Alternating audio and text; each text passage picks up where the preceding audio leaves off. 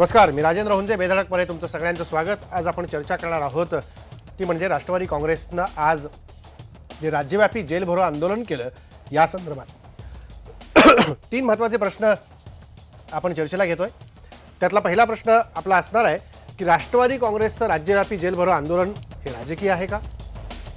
दुसरा प्रश्न की काही दिवसांपूर्वीच मुख्यमंत्र्यांनी दुष्काळग्रस्त भागातल्या जिल्ह्यांचा दौरा केला. त्या दुष्काळ निवारणासाठी मुख्यमंत्र्यांनी केलेला धावता दौरा हा फोल ठरलाय का? तिसरा प्रश्न आपला असणार आहे, पवार मोदी भेटीनंतर राज्यातील उर्वरित आंदोलन स्थगित करावं का?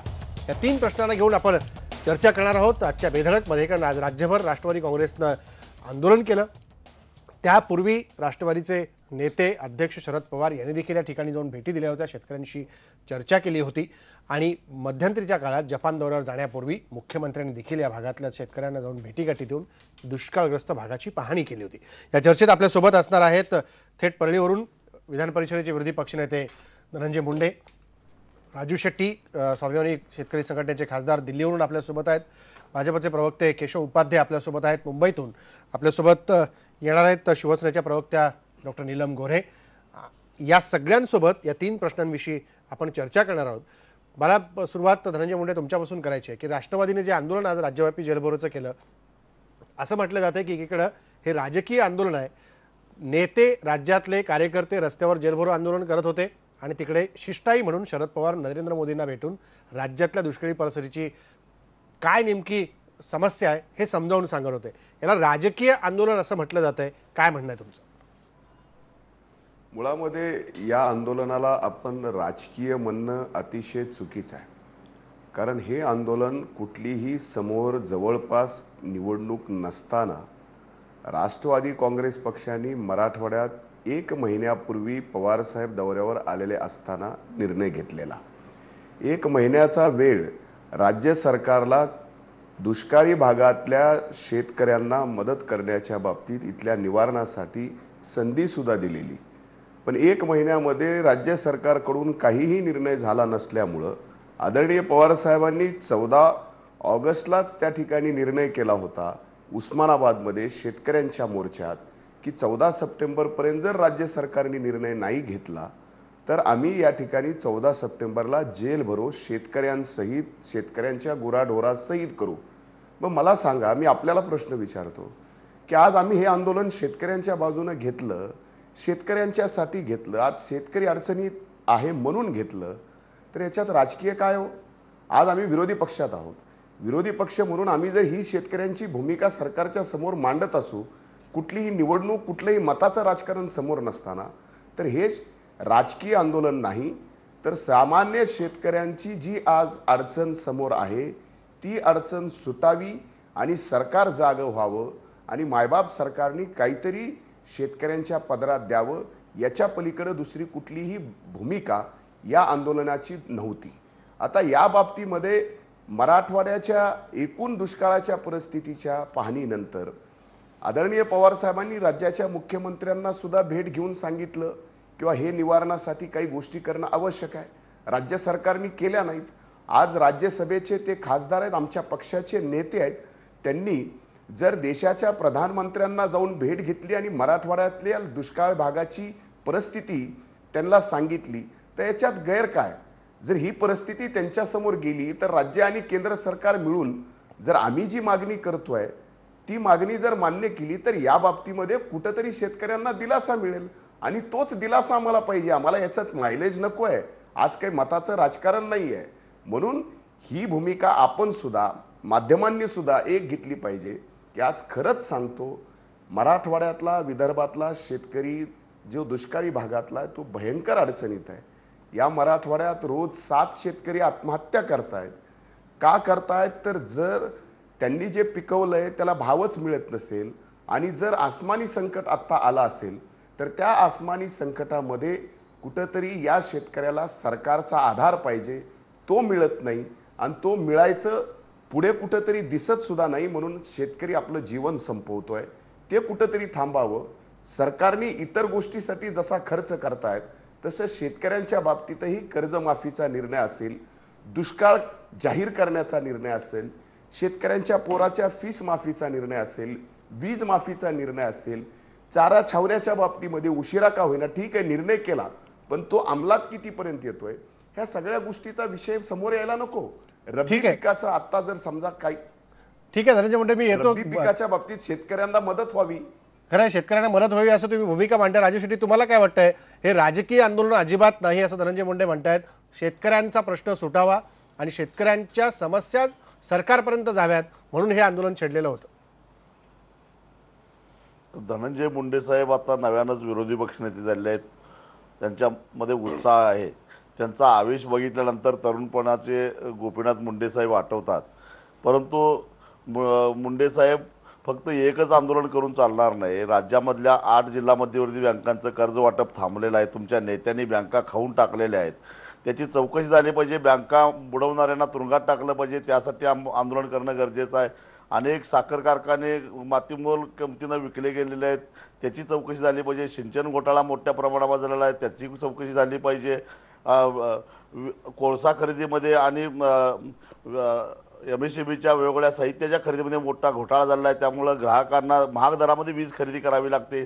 त्याची चौकशी करणं गरजेचं आहे. आणि ह्या सगळ्या चौकशी करणं गरजेचं आहे. याचं कारण लोकांना याचा त्रास होतोय आणि याचे प्रत्यक्षात चटके बसत आहेत. जर अर्धवट असलेल्या सिंचनाच्या योजना जर पूर्ण झाल्या असत्या तर दुष्काळाची आज बसते एवढी जळ बसली नसते. त्यामुळे आंदोलन करायचं असेल तर व्यापक स्वरूपामध्ये सगळ्या क्षेत्रामध्ये करावं लागेल. आणि मग कोण दोषी आहे याचा विचार न करता शेतकऱ्याला केंद्रबिंदू मानून, सर्वसामान्याला केंद्रबिंदू मानून या सगळ्यांच्यासाठी लढा उभा करण्याची गरज आहे. आणि असा लढा ज्यावेळी उभा राहील त्यावेळी मुंडे साहेबांचं नेतृत्व महाराष्ट्रभर झाल्याशिवाय राहणार नाही, मला खात्री आहे. आणि त्यांनी तशा पद्धतीनं गोपीनाथ मुंडे साहेबांच्यासारखे झंझावती दौरे काढावेत.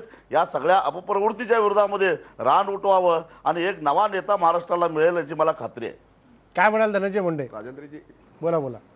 राजेंद्रजी, मला त्यांनी आदरणीय मुंडे साहेबांच्या बाबतीमध्ये शेट्टी साहेबांनी सांगितलं. मला 2 गोष्टीच्या बाबतीत खुलासा करायचा आहे. मला शेट्टी साहेबांकडून एवढीच अपेक्षा होती, त्यांचं नेतृत्व हे शेतकरी चळवळीतून तयार झालेलं नेतृत्व आहे. आज आपण मराठवाड्यातल्या दुष्काळी भागातल्या शेतकऱ्यांच्या अडचणीच्या बाबतीत या माध्यमाच्या समोर आज चर्चा करतोय. ही चर्चा करत असताना त्यांनी मागच्या काळामधल्या ज्या काही गोष्टी बोलले त्या गोष्टीच्या बाबतीत अगोदरच सरकार सर्व चौकशा करतंय ना. त्या चौकशा करत असताना आज शेतकरी कुठल्या अडचणीत आहे, ती अडचण शेट्टी साहेबांना मान्य नाही का? आणि जर ती अडचण मान्य असेल आणि आज माझ्या भूमिकेच्या बाबतीमध्ये किंवा आज राष्ट्रवादी काँग्रेस पक्षाने जे आंदोलन केलंय तर ते आंदोलन व्यापक व्हावं असं जर शेट्टी साहेबांना वाटत असेल तर माझी विनंती आहे शेट्टी साहेबांना की आपलं सबंध आयुष्य शेतकऱ्यांशी भांडण्यासाठी गेलं. आज आम्ही शेतकऱ्यांशी भांडतोय, आपण आमच्यात सामील व्हा आणि शेतकऱ्याच्या बाजूने तुम्ही आहात हे एकदा कळू द्या. राजू शेट्टी, तुम्ही सामील होणार का? धनंजय मुंडे आवाहन करतायत की राजू शेट्टींनी पण सोबत यावं, तुम्ही सामील होणार का? मुंडे साहेबांचं निमंत्रण मी लगेच स्वीकारलं असतं जर त्यांच्या नेत्यांनी कबूल केलं असतं की गेल्या 20 वर्षामध्ये जी सरकार येऊन गेली, मग त्याच्यामध्ये युतीचं सरकार होतं आणि त्याच्यानंतर 15 वर्ष काँग्रेस राष्ट्रवादीचं सरकार होतं. या सरकारांच्या धोरणाचा परिपाक म्हणून आज महाराष्ट्र दुष्काळानं होरपळतोय आणि आज शेतकऱ्यांना आत्महत्या करण्याची वेळ येते. केवळ 6 महिने पाऊस पडला नाही म्हणून शेतकरी आत्महत्या करत नाही किंवा 6 महिन्यातल्या सरकारच्या धोरण चुकलं म्हणून शेतकरी आत्महत्या करत नाही. दीर्घकाळचं शेतीमालाला भाव नसण्याचं आणि शेती क्षेत्राला जे पायाभूत सुविधा नसण्याचे परिणाम म्हणून आज शेतकऱ्याला या आत्महत्येला सामोरं जावं लागतं. आणि म्हणून आम्ही सत्तेत असताना आमचं जरा चुकलं, आम्ही चूक केली, शेतकऱ्याकडे दुर्लक्ष केलं, आमच्या शेतकऱ्यावर आमच्याकडून अन्याय झाला असं ज्यावेळी मुंडे साहेबांचे नेते कबूल करतील त्यावेळी मुंडे साहेबांच्या नेत्यांच्या नेतृत्वाखाली या आंदोलनात उतरायला मी केव्हाही तयार आहे. धनंजयजी काय म्हणाल? राजे, 2 गोष्टी शेट्टी साहेबांनी मान्य केल्या पाहिजेत की ज्यावेळेस आदरणीय कृषी मंत्री पवार साहेब या देशाचे होते त्यावेळेस शेतीमालाला जे भाव होते ते शेतीमालाला आज भाव आहेत का? तुम्ही हे मान्य कराल की नाही कराल शेट्टी साहेब कधीतरी की आज मराठवाड्यामध्ये सर्वाधिक कापूस उत्पादक शेतकरी आहे. या कापसाचे भाव त्या काळामध्ये 5, 5.5 हजार 6 हजारापर्यंत गेले. आज ते कापूस 3800, 3850 रुपये, 3900 रुपयांनी आज शेतकरी मागच्या वर्षी विकला. सोयाबीनचे भाव त्या काळात किती होते, आज किती झालेत? 1.5 वर्षामध्ये शेट्टी साहेब आपली अशा पद्धतीने भूमिका बदलणे माझ्यासारख्या एका तरुण कार्यकर्त्याला या बाबतीमध्ये खरंच खंत वाटते. आम्हाला मान्य आहे की तुमचं खरंच शेतकऱ्याच्या बाबतीमध्ये भांडण आहे का फक्त पवार साहेबांच्या बाबतीमध्ये भांडण आहे, हे सुद्धा एकदा महाराष्ट्राच्या जनतेला कळालं पाहिजे की ज्या ज्या वेळेस तुम्ही आंदोलनं करता त्या वेळेस फक्त आपण पवार साहेबांवरच टीका केली पाहिजे, राष्ट्रवादी काँग्रेस पक्षावरच टीका केली पाहिजे. आमची एकच विनंती आहे, आपण चळवळीतले नेते म्हणून आम्ही आपल्याला पाहिलेलं आहे की आज राज्य सरकार आणि केंद्र सरकारची जी शेतकऱ्यांच्या विरोधातली भूमिका आहे ती सुद्धा आपण मान्य करून ती सरकारला जाब विचारला पाहिजे. जरी आपण सरकारमध्ये मित्रपक्ष म्हणून जरी असलात तरीही आम्हाला माहिती आहे की त्या पक्षामध्ये कितपर्यंत आपल्याला न्याय दिला जातो, कितपर्यंत आपलं ऐकलं जाते हे मला माहिती आहे. पण तरी सुद्धा शेतकऱ्याचे म्हणून आपलं शेवटी नाळ शेट्टी साहेब शेतकऱ्यांची आहे आणि ती नाळ आम्ही समजा ठीक आहे मागच्या काळात काय झालं काय नाही झालं याचा विषय समोर येण्यापेक्षा आमचं हेच म्हणणं आहे की आज आम्ही शेतकऱ्यांची भूमिका घेतली. पहिली भूमिका आम्ही घेतलेली आहे ना, कर्जमाफीच्या बाबतीतली भूमिका असू द्या, गारपीट झाली त्याच्या मदतीची भूमिका असू द्या किंवा आणखीन कुठलंही शेतकऱ्याला संकट आलं, सत्तेत असलं तर सत्तेच्या माध्यमातून पवार साहेबांनी मदत केली आणि सत्तेत नसताना शेतकऱ्याच्या बाजूनं त्यांचं दुःख ऐकून घेण्यासाठी त्यांच्या दुःखात सहभागी होण्यासाठी रस्त्यावरही उतरले. पण मागच्या 1.5 वर्षात आपण सत्तेत गेल्यानंतर आपण जरा शेतकऱ्यासाठी रस्त्यावर कमी उतरताय हे सुद्धा बोला राजू शेट्टी. खूप आहे. त्यामुळे मी शेतकऱ्यांच्यासाठी रस्त्यावर किती वेळा उतरवलं ते आता शेतकऱ्यांना चांगलं माहिती आहे. पण मला एवढंच सांगायचं आहे मुंडे साहेब की तुमचे नेते शरद पवार साहेब हे वारंवार ते कृषी मंत्री असताना म्हणत होते की किती वेळा शेतकऱ्यांना कर्जमाफ करायचं आणि मग मंत्रिपद गेल्यानंतर त्यांची जर भाषा बदलत असेल, आता कर्जमाफ झालं पाहिजे म्हणत असेल तर मग त्यावेळचे पवार साहेब चुकीचे का आत्ताचे पवार साहेब चुकीचे याचा खुलासा कुठेतरी पक्षाने करायला पाहिजे. कारण पवार साहेब बोलले का नाही किती वेळा कर्जमाफ करायचं म्हणून, शेतकऱ्यांनी आता कर्ज भरायला शिकावं हे बोलले का नाही पवार साहेब. आणि दुसरं शेतीमालाच्या भावाच्या बाबतीत बोलायचं झालं तर तुम्ही अभ्यासू आहात मला माहिती आहे, परंतु ज्यावेळी पवार साहेब कृषी मंत्री होते त्यावेळी जागतिक बाजारपेठेतले शेतीमालाचे भाव, देशांतर्गत बाजारपेठेतले शेतीमालाचे भाव हे याची तपासणी बघा आणि आज जागतिक बाजारपेठेतले शेतीमालाचे भाव देशांतर्गत बाजारपेठेतले याचा अभ्यास करा. आणि ज्यावेळी जागतिक बाजारपेठेतल्या या भावाचे परिणाम होते त्याचा स्वतःकडे घ्यायचं काही कारण नाही. मी परत येतो धनंजय मुंडे, राजू शेट्टी दोघांकडे येतो. केशव काय वाटतं तुम्हाला ह्या सगळ्या आंदोलनाच्या बाबतीतली चर्चा केशव उपाध्याय ऐकतात? मी येतो धनंजयजी तुमच्याकडे. या सगळ्या आजच्या आंदोलनाबाबतीत आणि मुख्यमंत्र्यांनी केलेल्या दौऱ्याच्या बाबतीत नेमकं काय फलित आहे? जे सर्वपक्षीय मिळून एकत्रित काम करणं गरजेचं आहे की मुख्यमंत्र्यांनी दौरा केला त्याच्यातनंही काही स्पष्ट पुढे हाती आलं नाही आणि आता किमान परतीचा पाऊस पडला म्हणून थोडासा दिलासा असं म्हणता येणार नाही पण थोडासा दिलासा इथे या मराठवाड्यातल्या शेतकऱ्यांना मिळतोय. काय वाटतंय सगळ्या आंदोलनाच्या आजच्या बाबतीत? राजेंद्र, मी सगळी चर्चा आता ऐकत होतो. विरोधी पक्षनेते धनंजय मुंडे आमच्याकडे जुने होते त्यावेळी ते खूप अभ्यासू होते. मला जी अपेक्षा होती की आजही तशीच असतील, पण आज मी सुरुवात त्यांची ऐकली आणि मला थोडा प्रश्न पडला की तिकडे गेल्यानंतर इतका फरक पडतो का काय. म्हणजे त्यांनी सुरुवातीला सांगितलं की 1 महिना सरकारला दिला. नाही सांगतो, येतो मी, मला बोलू द्या ना धनंजयजी, आपण ज्येष्ठ आहात, मी छोटा कार्यकर्ता आहे, मला बोलू द्या फक्त. मी विचारलं आपल्याला 1 महिना त्यांनी नाही, मी हो माझं पूर्ण करू द्या. मी शांतपणे चर्चा ऐकली तुमची. मी धनंजयजी असं आहे की त्याच्यामध्ये ही सगळी 1 महिना सरकारला आम्ही मुदत दिली, सरकारकडनं काही बदल घडायची अशी अपेक्षा केली, मात्र काही बदल घडले नाहीत म्हणून आम्ही आंदोलन करालो अशा प्रकारचं वक्तव्य पहिल्या टप्प्यात त्यांनी केलं आणि मी खरंच हसलो त्या क्षणाला. म्हणजे 1 महिना सरकारला मुदत दिली किंवा काय 8-9 महिने मुदत दिली, 3 महिने मुदत दिली म्हणून त्यांना दुःख झालं, ते रस्त्यावर आले. मी आंदोलनातलं राजकीय नंतर बोलणार आहे. आपण गेले 15 वर्ष सातत्याने सत्तेवर राहून योग्य नियोजन केलं नाही म्हणून आज ही वेळ आली. याचा हिशोब कुणी द्यायचा? राष्ट्रवादीच्या नेत्याने त्याचा हिशोब पहिल्यांदा जनतेला द्यावा लागेल. पहिला मुद्दा. दुसरा मुद्दा, आजचं त्यांनी जे आंदोलन केलं त्याला राजकारण म्हणू नका वगैरे वगैरे. और राजकारण नाही तर काय होतं आजचं आंदोलन? कुठल्या मुद्द्याच्या आधारावर आंदोलन तुम्ही केलं होतं? एक पद्धत असते, एक प्रक्रिया असते. म्हणजे आज संध्याकाळी आंदोलन झाल्यानंतर म्हणजे एखादं आंदोलन जे आपण सगळ्या नेत्यांना भेटतो, निवेदन देतो आणि त्याच्यानंतरही ज्याही मार्ग निघत नाही त्यावेळी अशा प्रकारचं आंदोलन केलं जातं सर्वसाधारण असा समज सगळ्यांचा आहे. आज संध्याकाळी आंदोलन संपल्यानंतर पवार साहेब मोदी साहेबांना भेटले म्हणजे किती घाई बघा, किती राजकारण करायचं बघा. म्हणजे अजून ठीक आहे, तुमच्या शेवटी राजकारण आहे, दोन वेगळे पक्ष आहेत. राष्ट्रवादीला असं वाटणार की टीका करावी, म्हणजे दुष्काळासारख्या विषयात खरं टीका करू नये, राजकारण करू नये. शेवटी सकारात्मक काही कामं केली पाहिजे, सकारात्मक भूमिका घेतली पाहिजे. पण ठीक आहे, तो राष्ट्रवादीचा पिंड नाही, त्यामुळे त्यांनी नेहमीप्रमाणे त्यांनी आंदोलन करायचा निर्णय केला. आज किती लोक आली हा भाग वेगळा, सोडून द्या विषय. पण तरी सुद्धा पंतप्रधान मोदीजींना आज भेटल्यानंतर जर काही नसतं त्यांच्या पदरात पडलं तर ते रस्त्यावर गेले असते तर एक वेळ समजण्याचं. पण केशव एक प्रश्न इथं मला विचारायचा तुम्हाला. केशव, एक प्रश्न विचारायचा आहे. जर आज आंदोलन झाल्यानंतर, धनंजयजी एक मिनिट, आंदोलन झाल्यानंतर जर केशव एकच मिनिट, आंदोलन झाल्यानंतर शरद पवार जर पंतप्रधानांना भेटत असतील तर इतके दिवस राज्याच्या मुख्यमंत्र्यांना वेळ मिळाला नाही का पंतप्रधानांपुढे जाऊन हे सगळा प्रस्ताव देण्याकरता की राज्य दुष्काळामध्ये होरपळतंय आणि आपण स्वतःहून जाऊन हे सगळ्या गोष्टी मांडल्या पाहिजेत? एक मिनिट होऊ द्या.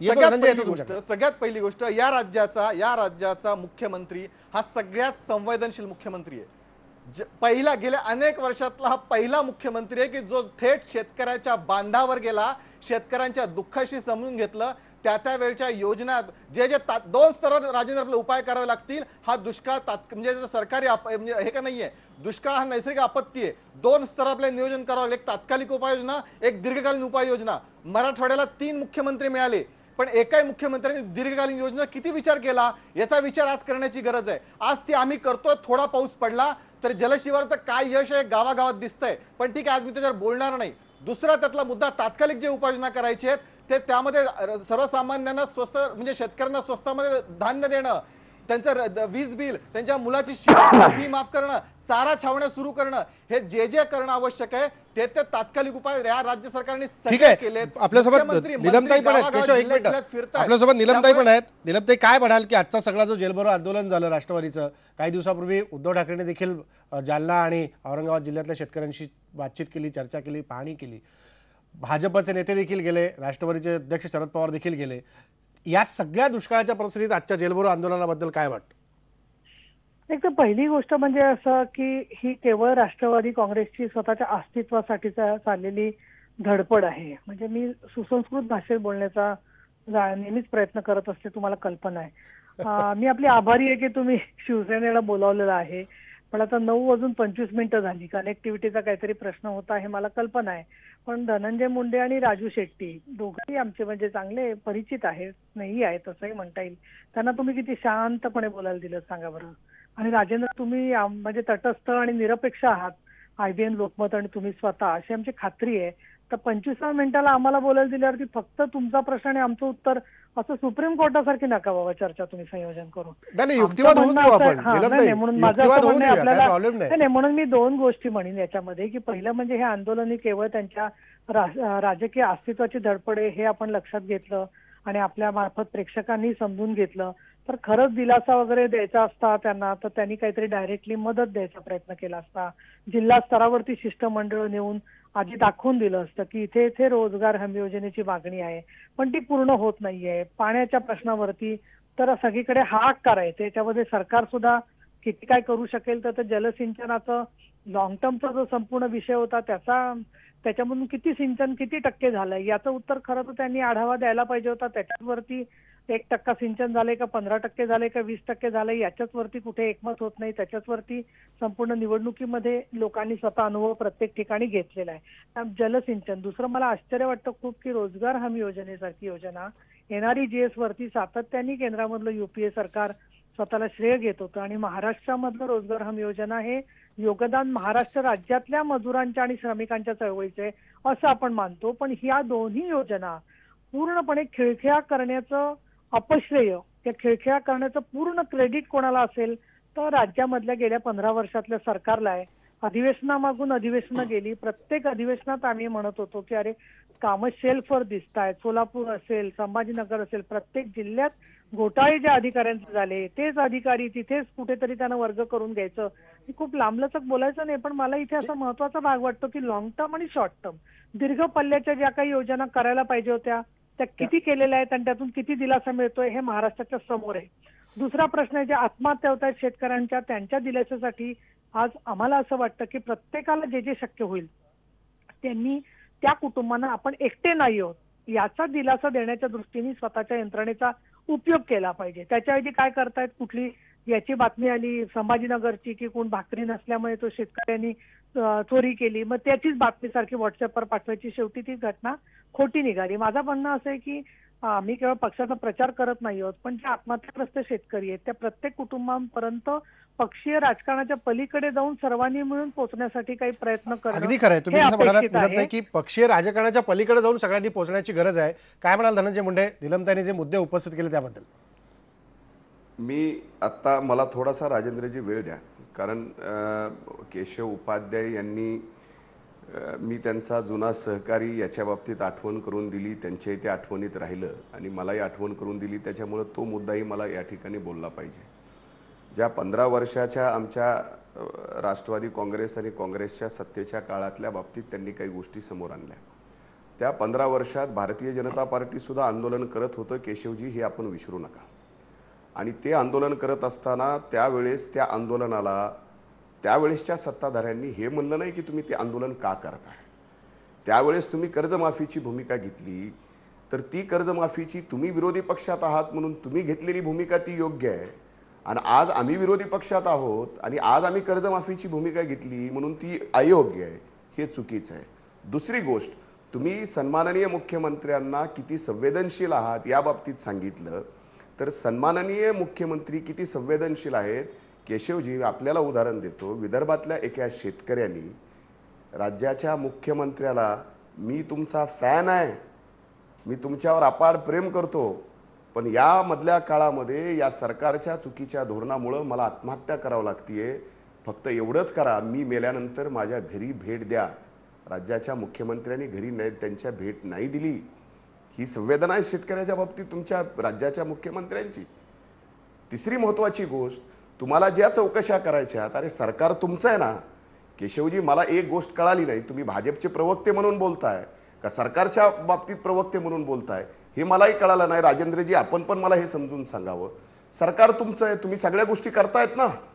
अरे आम्ही ज्या आमच्या नेत्याच्या बाबतीमध्ये आरोप झाली, आमची सत्ता असताना त्या आरोपाच्या बाबतीमध्ये ज्या काही इन्क्वायरी लावायच्या त्या इन्क्वायऱ्या लावल्या, त्याच्यासमोर आम्ही जातोय ना. प्रत्येक गोष्ट तुम्हाला राज्याच्या जनतेसाठी काही करायचं नाही, आणि काही झालं तर मागचं काढायचं, काही झालं तर मागचं काढायचं. अरे तुम्हाला सत्तेत कशाला बसवलं मग जनतेने? या गोष्टीचं उत्तर तुम्ही द्यायला पाहिजे. आता निलमताईंनी अतिशय एक मिनिट राजेंद्रजी, आता निलमताईंनी अतिशय काही गोष्टी फार व्यवस्थितपणे त्यांनी मांडल्या, आणि त्या मांडल्यानंतर राष्ट्रवादी काँग्रेस पक्षाचं अस्तित्व ठेवण्यासाठी हे आंदोलन आहे असं त्यांचं म्हणणं आलं. पण ताई, गेली सलग 99, 2004, 2009 या तिन्ही निवडणुका राष्ट्रवादी काँग्रेसनी आणि काँग्रेसनी मिळून या राज्यात जिंकल्या. भाजपला आणि सेनेला जिंकता आल्या नाहीत. आणि त्या काळात मला आठवतं, कारण त्यापैकी आपल्या एका शिवसेनेनी देता का जाता हे आंदोलन 2009ला विधानसभेच्या निवडणुकीच्या अगोदर उद्धव ठाकरे साहेबांनी प्रत्येक जिल्ह्यात शेतकऱ्यांसाठी काढले. मग ते आंदोलन कदाचित सेनेचं अस्तित्व त्या काळात टिकवण्यासाठी होतं का? कुठल्याही राजकीय पक्षाने विरोधी पक्षामध्ये असताना, कुठलीही निवडणूक समोर नसताना शेतकऱ्याच्या प्रामाणिक अडचणी बाबतीत एखादं आंदोलन केलं तर एवढं पोटात दुखू देऊ नका. आणखी निवडणुका लांब आहेत. आज फक्त तुम्ही एवढं करा की आमची जी भूमिका आहे, तुम्ही आज सत्तेत आहात, आमची भूमिका एक तर मान्य करा नाही तर अमान्य करा. भूमिका कर्जमाफीची घेतोय, एक मिनिट मला अर्धा मिनिटात संपू द्या. कर्जमाफीची आम्ही भूमिका घेतोय, आज चुकीची वाटती तर तुम्ही चुकीची म्हणून स्पष्ट सांगा. आम्ही या ठिकाणी शेतकऱ्याला अडचणीतून बाहेर काढलं पाहिजे. मोदी साहेबांनी या राज्यात प्रचाराला आले, लोकसभेला विधानसभेला, त्यांनी सांगितलं की शेतकऱ्याच्या शेतीमालाला उत्पादन खर्च सोडून 50% नफ्याने आम्ही. धनंजय मुंडे, हे मुद्दे ब्रेक नंतर घ्यायचे चर्चेला, मला ब्रेक नंतर हे मुद्दे घ्यायचे. तुम्ही जे म्हणालात निलम ते उत्तर द्या, केशवचं उत्तर घेऊन ब्रेक घ्यायचं. एक तर मला सगळं चांगलं लक्षात आहे धनंजयजी, तुम्ही आमच्याच बाजूला मागच्या बाकावर बसत होता त्यावेळेला आपण रोजगार हमी योजनेवर काय बोललोय ते माझ्या चांगलं लक्षात आहे. त्यामुळे आता प्रश्न असा आहे, ठीक आहे भूमिका बदललेली आहे, मी पक्ष म्हणून बोलते आता. आम्ही एकदम समतोल आमची भूमिका आहे. आम्ही सरकारमध्ये असलो तरी सुद्धा आम्ही प्रत्येक गोष्टीचं 100% सगळं अंमलबजावणी होते असा दावा कोणीच करू शकत नाही, कारण आपल्याला कल्पना आहे एका आत्महत्या करणाऱ्या शेतकऱ्याच्या पत्राचं आपण उदाहरण दिलं, तिथूनच मी असं म्हणते की त्यांनी डायरेक्टली मुख्यमंत्र्यांना पत्र लिहिलं, याचा अर्थ काय की मधली जी यंत्रणा आहे संपूर्ण विभागीय आयुक्त स्तरावरची, जिल्हा स्तरावरची, गाव स्तरावरची, विविध डिपार्टमेंटची यंत्रणा ही संपूर्ण अपयशी ठरलेली आहे. मधली यंत्रणा जी आहे ती लोकांना आशा आहे ती डायरेक्टली मुख्यमंत्र्यांकडून आहे आशा, आणि म्हणून ते शेवटचं पत्र मुख्यमंत्र्यांना लिहित आहेत असा मी अर्थ काढते. अतिशय दुर्दैवी आणि अंतर्मुख करायला लावणारी सगळ्यांनाच आपल्याला घटना आहे. परंतु मला असं वाटतं की सरकारने काही खरोखर मूलगामी स्वरूपामधली पावलं उचललेली आहेत. विशेषतः आणेवारीच्या बद्दलच्या पद्धतीचा संपूर्णपणाने पुनर्विचार करणं हा एक अतिशय महत्वाचा भाग आहे. आम्ही तर जाहीर केलेलं आहे, ऑलरेडी आम्ही म्हटलेलं आहे आमचं म्हणणं की दुष्काळ जाहीर करा म्हणून. आता कर्जमाफीचा जो विषय आहे त्याच्यावरती राजेंद्र एकदा तपशीलवार खरोखर चर्चा करायला पाहिजे असं मला वाटतं. कर्जमाफीमुळे कर्जमुक्तीच्या दिशेने आपला प्रवास असला पाहिजे.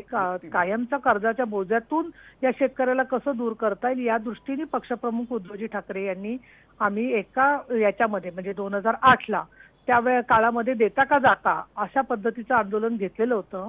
आणि कर्जमुक्तीतलं एक पाऊल म्हणून त्यावेळेला जी काही कर्जमाफी झाली त्याच्यातली सगळ्यात मोठी आम्हाला त्रुटी अशी वाटली होती, आणि तेव्हाही आम्ही म्हटलं होतं की 5 एकराची मर्यादा त्याच्यामध्ये टाकलेली होती. त्याचा परिणाम असा होतो की ज्यांची कोरडवाहू शेती आहे आणि ज्यांची 5 एकरापेक्षा जास्त शेती आहे असे सगळे कोरडवाहू शेतकरी त्याच्यामधून मोठ्या प्रमाणात वंचित राहिले. हा एक भाग झाला. आणि दुसरं म्हणजे 1 वर्ष कर्जमाफी केली पण त्याच्यानंतरच्या काळामध्ये शेतकरी आत्महत्या थांबल्या असं आपल्याला दिसलं नाही. काही प्रमाणात शेतकरी आत्महत्या कमी झाल्या तरी ते महत्वाचं आहे. परंतु अशा प्रकारने दरवेळेला शेतकऱ्याची कर्जमुक्ती करण्याच्यासाठीच्या ज्या सगळ्या योजना आहेत त्याच्यासाठी आपल्याला एकत्रितपणाने सामाजिक आणि राजकीय इच्छाशक्ती निर्माण करण्यासाठी माझं अजूनही असं म्हणणं आहे की दुष्काळ निवारण समित्या तालुका जिल्हा स्तरापासून ज्याच्यामध्ये सामाजिक संस्था सगळे राजकीय पक्ष यांनी काही प्रमाणात का होईना मी असं म्हणेन की एक अंमलबजावणी चांगली व्हावी याच्यासाठी प्रयत्न हे केलेच पाहिजे. आज स्थलांतर व्हायला लागले, तुम्ही कोणी याच्यावर बोललेलं नाही अर्ध्या तासामध्ये. केवळ शहरवासियांना लोंढ्यांचा त्रास होणार आहे म्हणून मी बोलत नाहीये, पण आज मराठवाड्यामधून लोंढे शहरात येत आहेत. या शहरांमधल्या लोंढ्यांचं कसं नियोजन करायचं याच्याबद्दल विचार झाला पाहिजे. आणि या दृष्टीने अगदी खरं नीलमताई, हे मुद्दे घेऊया आपण चर्चेला ब्रेक नंतर. केशव, ब्रेक घ्यायचा आहे, ब्रेक पूर्वी तुमचं उत्तर थोडक्यात. नाही, माझी एकच विनंती धनंजय मुंडे साहेबांना की साहेब चिडू नका. मी फक्त एवढीच तुम्हाला आठवण करून देऊ इच्छित होतो की 1 महिन्याचा हिशोब तुम्ही मागताय पण त्यावर 15 वर्षाचा कर्तृत्वाचा लेखाजोखा थोडा घेतला पाहिजे ना, असं विसरून कसं झालं. एवढा एक मुद्दा माझा होता. दुसरा मुद्दा राजेंद्रजी एक मिनिट धनंजय मुंडे साहेब, तुम्ही बोलताना मी बोलतो का मध्ये? आपण ज्येष्ठ विरोधी पक्ष नेते आहात, तुमचा सन्मान मी करतो मुंडे साहेब, मला थोडंसं बोलू द्या ना थोडंसं. आणि मुंडे साहेब या नावाबद्दल माझी श्रद्धा आहे, त्यामुळे तुम्ही आता ठीक आहे तिकडे असलात तरी शेवटी मुंडे हा. तर त्याच्यामुळे त्यातला दुसरा मुद्दा त्यातला असा आहे की ह्या सगळ्या विषयामध्ये केवळ राजकारण करायचं. बरं ते सुद्धा राजकारण काय करायचं हे सुद्धा स्पष्ट नव्हतं. म्हणजे मला आठवतं, म्हणजे धनंजय मुंडे साहेबांना चांगलं आठवत असेल की गेल्या महिन्यात शरद पवारांनी आंदोलन घोषणा केली होती तर घोषणा अशी होती की महाराष्ट्रातले जेल भरून जातील अशी हे करा. आम्हाला असं वाटलं की खरोखर इतकं मोठं महाराष्ट्रातले जेल भरून जातात की काय. पण चक्क राष्ट्रवादीचे नेते स्वतः अजित पवार फिरकले, सुप्रिया एक मिनिट महाराष्ट्राचे नाही एक आता माझं बोलणं पूर्ण होऊ द्या ना. नाही, ते म्हणतात की महाराष्ट्रातलं जेल नाही फक्त मराठवाड्यातले जेल भरतील असं आंदोलन करायचं होतं. अच्छा, मग सुप्रिया सुळे मराठवाड्यात निवडून आलं होतं का? म्हणजे मला माहिती नाही. सुप्रिया सुळे किंवा आता इथे मुंबईत पण आंदोलन झालं ते काय मराठवाड्यात मुंबई येतं हे मला माहिती नाही. मला नवीन माहिती आता नवीन महाराष्ट्र सांगते असेल. दुसरं यांच्या सुद्धा किती गोंधळ होता. माझ्याकडे सहज धनंजय मुंडेंच्या एका जनसंपर्क अधिकाऱ्याचा मेसेज मी सगळं वाचून दाखवतो. आणि मी खरंच आम्ही काही पत्रकार होतो, हसलो आम्ही सगळे जोरात. म्हणजे राष्ट्रवादी जेल भरो आंदोलन सुरू हा तुमच्या PROचा मेसेज आहे. आणि शेवटचं वाक्य आहे, धनंजय मुंडेसह कार्यकर्त्यांना बळजबरीने केली अटक. आता जर जेल भरू असेल तर बळजबरीने अटक कशी असू शकते हो? म्हणजे एकतर पवार साहेबांना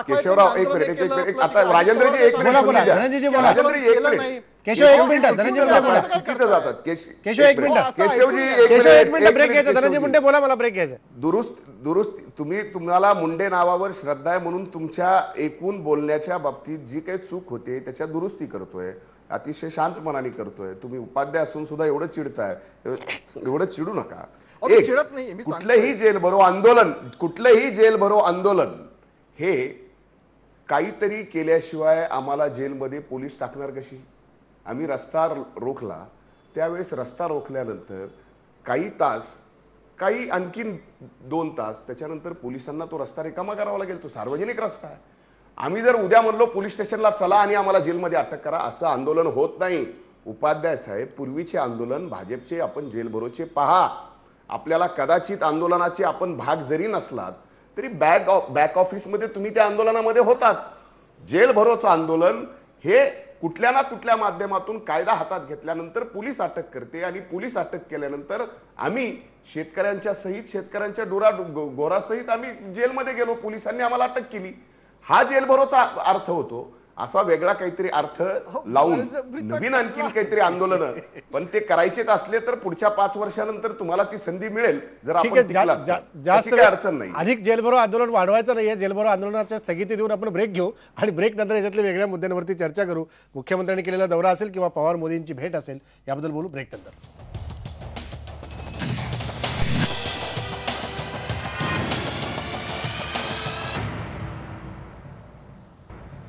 ब्रेकनंतर तुमचं पुन्हा एकदा स्वागत.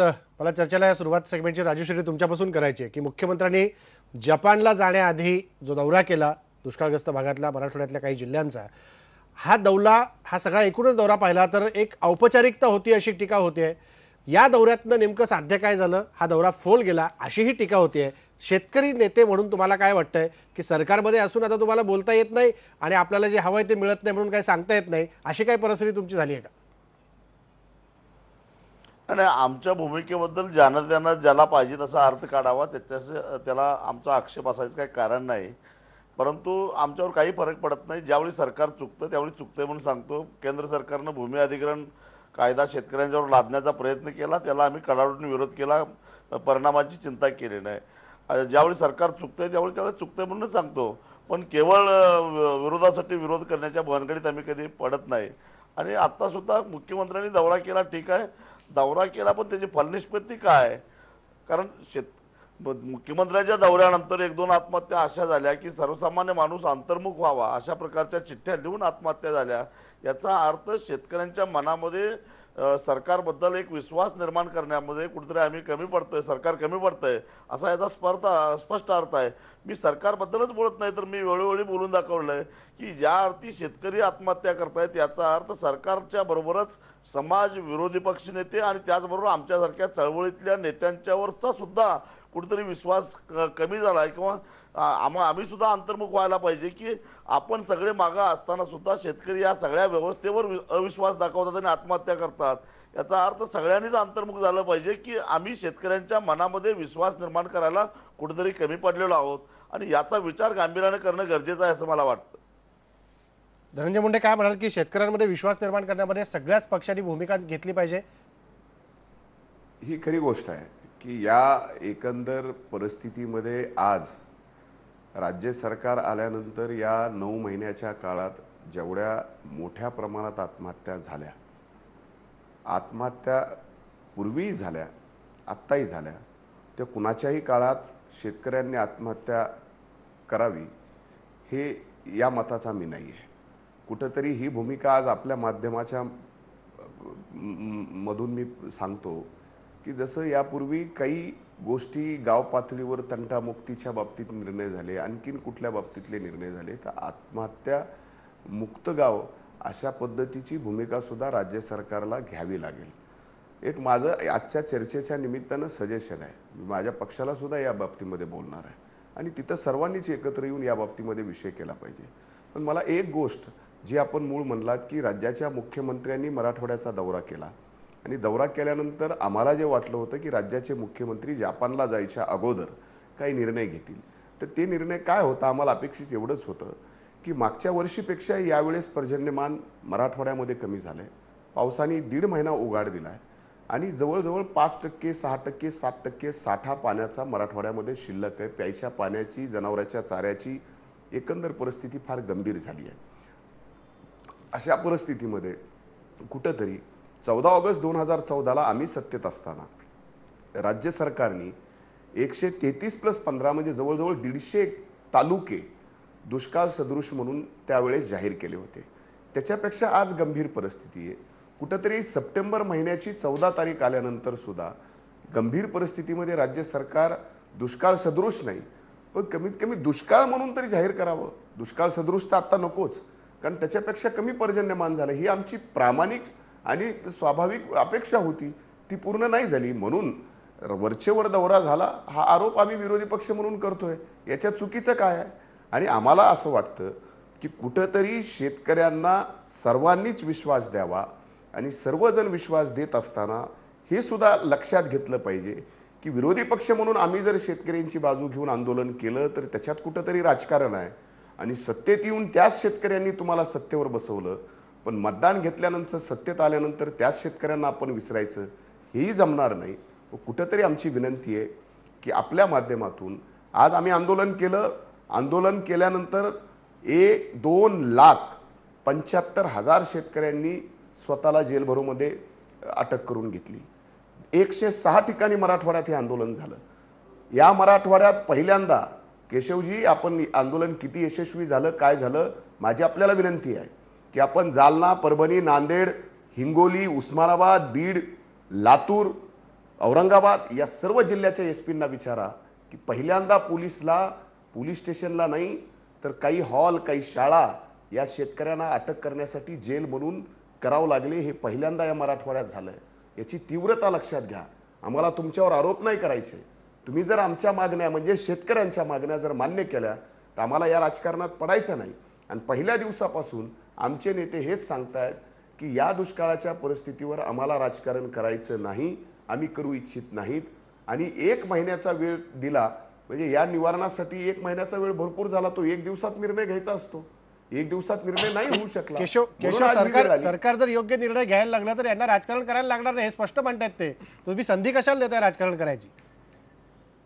मुळात राजेंद्रजी असं आहे की एकीकडे आपण सुरुवात वाक्य केली धनंजय मुंडे साहेबांनी की म्हणे राजकारण आम्हाला करायचं नाही आणि सगळ्या पक्षांनी एक ठरवलं पाहिजे. एक राजू शेट्टीने एक चांगली भूमिका मांडली होती की सर्वांनीच विचार करण्याची गरज आहे. अशा प्रकारच्या शेतकऱ्यांना आपण दिलासा का देऊ शकत नाही हा खरोखर चिंतेचा विषय हा याबद्दल. पण हे करत असताना मग पुन्हा राजकारण काय करायचं? मला खरं तर कदाचित धनंजय मुंडेंना आवडणार नाही पण तरी मी नाईलाजाने जातो, थोडं मागे जातो. ज्यावेळी आम्ही विरोधी पक्षात होतो, ज्यावेळी आम्ही आंदोलन करत होतो त्यावेळी त्याच्यावर सकारात्मक काम करत होतो. गोपीनाथ मुंडेंनी या मराठवाड्यामध्ये चारा छावण्यासारखे अनेक सकारात्मक कार्यक्रम सुरू केले होते. आज असं काही सकारात्मक घडतंय म्हणजे सरकार टीका करा, सरकार तुमच्या म्हणण्यानुसार नसेल वागलं असं आपण क्षणभर गृहीत धरू पण त्याचबरोबर विरोधी पक्ष म्हणून सुद्धा काही सकारात्मक काम करण्याची भूमिका आहे का? शेतकऱ्यांची डोकी भडकायची नुसती का काही वेगळं स्वतः काही सकारात्मक काम करायचं आहे? अनेक संस्था मोठमोठ्या विरोधी पक्षांकडे आहेत. बरं त्यातले हे प्रश्न रात्रीतून निर्माण झालेले नाहीयेत, गेल्या 3 महिन्यात 6 महिन्यात झालेले नाहीयेत. अजून मे उजाडायचा आहे, प्रश्न सप्टेंबरचाच आहे. आता सप्टेंबर येतोय, अजून 9 महिने काढायचे. एक मिनिट धनंजयजी माझं बोलणं पूर्ण होऊ द्या ना. धनंजय मुंडे माझं बोलणं पूर्ण होऊ द्या. आपण ज्येष्ठ आहात, माझं मी ऐकतोय सगळं तुमचं मध्ये. असं दुसऱ्यांची आपण मूळ विषय असा आहे की आपण मुंडे साहेब दिशाभूल करताय, दिशाभूल करताय म्हणून मला इंटरव्ह्यू करावं लागतं. काही कारण नाही. आपण 1 तास बोला, माझं काही म्हणणं नाही. 1.5 महिन्यात पाऊस जर पडला नाही तर याला 15 वर्षाचं कसं तुम्ही जबाबदार धरता? मी येतो केशव तुमच्याकडे येतो. निलमताई काय म्हणाल तुम्ही? निलमताई काय म्हणाल? निलमताई ऐकतात शांतपणे. मी येतो केशव, येतो तुमच्याकडे. एक दुसऱ्याला बोलूच केशव येतो तुमच्याकडे. नाही मला स्वतःला काय वाटतं नाही धनंजय जवळजवळ 5 मिनिटं बोलले. धनंजय 5 मिनिटं बोलले. केशव उपाध्ये 1 मिनिट झाल्यावर त्यांनीच अडवायला सुरुवात केली. हे मी अलीकडे सगळ्या टीव्ही चॅनेलवरच्या शो मध्ये बघतेय. काँग्रेसचे असो राष्ट्रवादीचे लोक असो 4-4.5 मिनिटं स्वतः बोलायचं, ते झालं की दुसऱ्याला 1 मिनिटं झालं की इंटरप्ट करायचं. काय माहितीये जनतेला असंच मूर्ख बनवण्याचा प्रयत्न करूनच शेवटी जनतेने आपटलेला आहे. त्यामुळे केवळ बोलायला दिलं नाही केशव उपाध्यांना किंवा निलमताईंना म्हणजे आपला मुद्दा साध्य होतो अशातला भाग नाही. Point number 1. दुसरं मला असं वाटतं की एकत्र आलं पाहिजे, एकत्र आलं पाहिजे, एकत्र आलं पाहिजे. प्रश्न मला यामध्ये वाटतो आहे की यंत्रणा जी आहे तिला समाजाभिमुख बनवणं, कशा पद्धतीने लोकांचे प्रश्न आपण हातावेगळे करणार हे सरकारचंच काम आहे. आणि त्या दृष्टिकोनातून मी असं म्हणेन की मोठ्या प्रमाणामध्ये लोकांपर्यंत पोहोचण्यासाठी आज बँकांच्या बाहेर एवढ्या मोठमोठ्या रांगा लागलेल्या आहेत.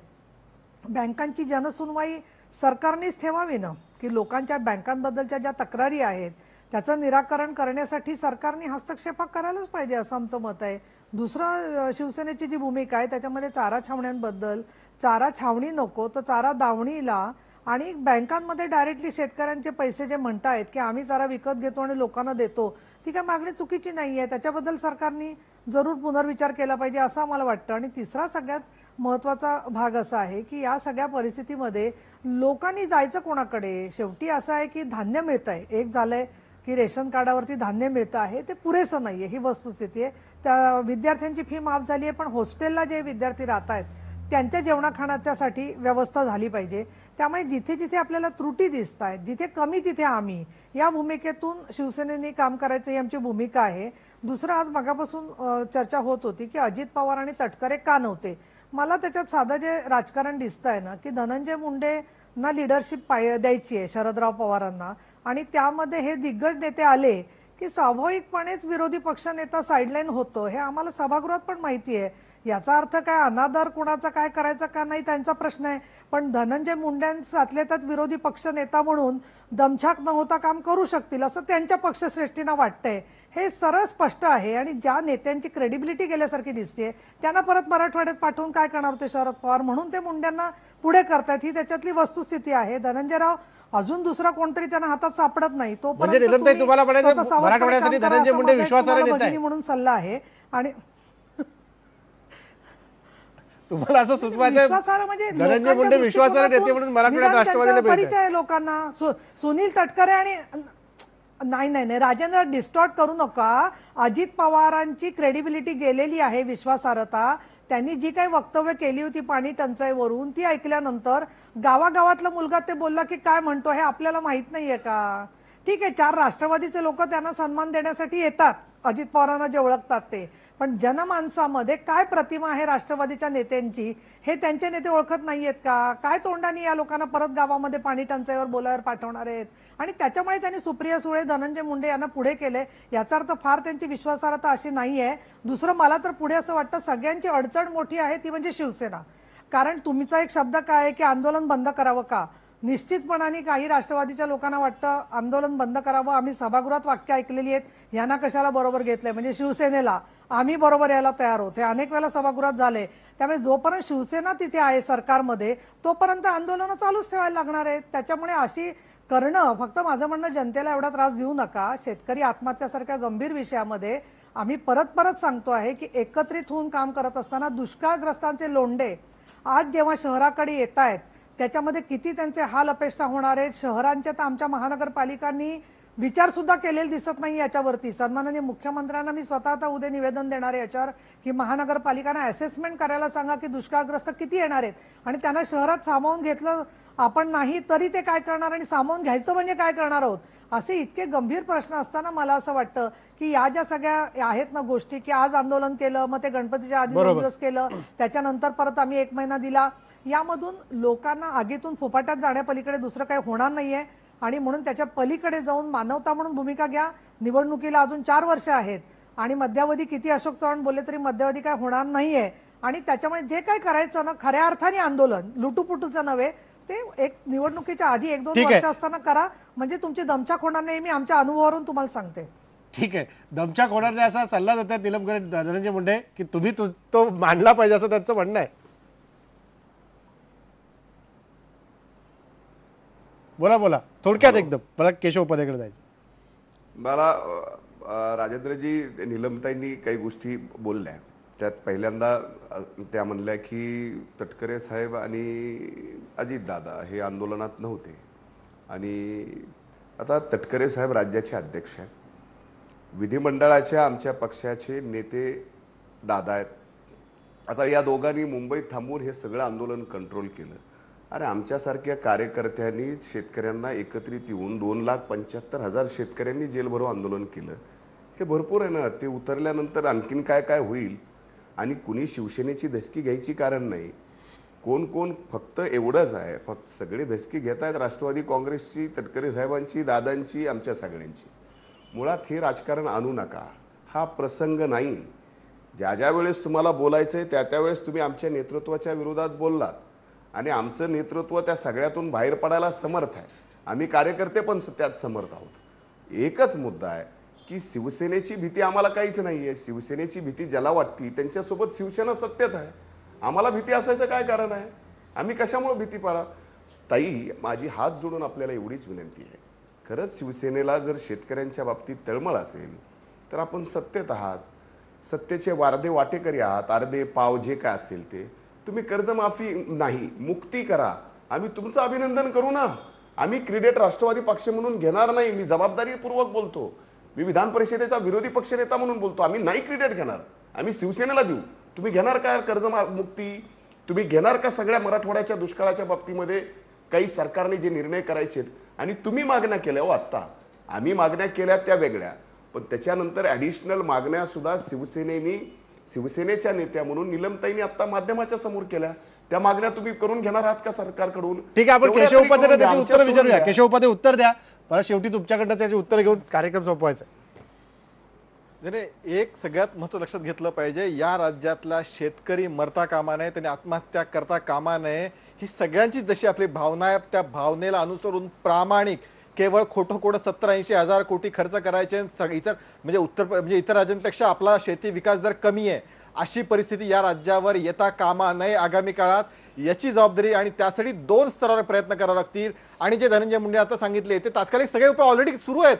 म्हणजे चारा छावण्या सुरू आहेत, विद्यार्थ्यांच्या फी माफी झालीत, अनेक गोष्टी झाल्यात आणि लॉंग टर्म प्रयत्न. जसं नीलम गोरे म्हणाले, केशव, जसं नीलम गोरे म्हणाले की चारा छावण्या करण्यापेक्षा चारा त्या जनावरांच्या दावणीलाच गेला पाहिजे, तर त्याचा उपयोग आहे. तर छावण्याखाली काय काय होतं सगळ्यांना माहिती आहे.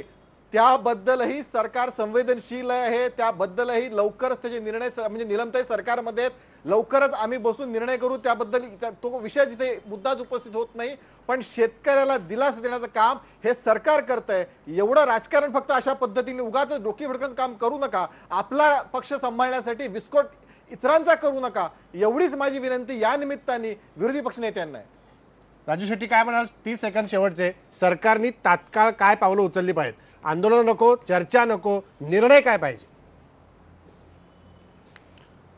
खरं तर शेतकऱ्याचा 7/12 कोरा करण्यासाठी जे काय करायला पाहिजे ते करणं गरजेचं आहे. 7/12 कोरा याचा अर्थ वरवरची कर्जमाफी होत नाही, कारण अनेक शेतकऱ्यांनी खाजगी सावकारांच्याकडून, नातेवाईकांच्याकडून 7/12 घाण टाकून महिन्याला 10% या व्याजानं कर्ज काढलेली आहेत. अशी कर्ज आहेत आणि अशाच शेतकऱ्यांची आत्महत्या जास्त होत आहेत. त्यामुळे केस टू केस स्टडी करून असे शेतकरी जे आर्थिकदृष्ट्या पूर्णपणे अडचणीत आलेत आणि त्यांचं आर्थिक कुचंबणा झाल्यामुळं आपल्याला आता पुढचा पर्याय राहिलेला म्हणून आत्महत्येच्या दिशेने त्यांची पावलं वळतायत. ती पावलं पहिल्यांदा थांबवली पाहिजेत आणि त्या शेतकऱ्यांच्या मनामध्ये दिलासा निर्माण केला पाहिजे. ही पहिल्यांदा तातडीनं करण्यासारखी गोष्ट आहे. धन्यवाद सगळ्या पाहुण्यांचे. सरकारने ही तातडीनं सगळी पावलं उचलली पाहिजेत. मात्र जो मुद्दा नीलम गोरेंनी उपस्थित केला तो खरोखर रास्त आहे की दुष्काळग्रस्तांचे शहराकडे येणारे लोंढे कसे थांबवायचे आणि जर त्या लोंढ्यांना समाविष्ट करून घ्यायचं असेल तर ज्या सुविधा त्यांना गावाकडे मिळत नाहीत त्याच असुविधाचा सामना जर यांना इथे करावा लागला तर सरकारपुढे कोणते प्रश्न निर्माण होतील याचा तात्काळ गांभीर्याने विचार करण्याची गरज आहे. राजकारण, आंदोलन, आरोप प्रत्यारोप हा बाकीचा भाग झाला. हे राजकीय सगळे मुद्दे झाले, पण माणूस म्हणून आपल्याला यांना कसं एकमेकांना सांभाळून घ्यावं लागेल याचा विचार आत्ता याच क्षणी होणं गरजेचं आहे. इथंच थांबू.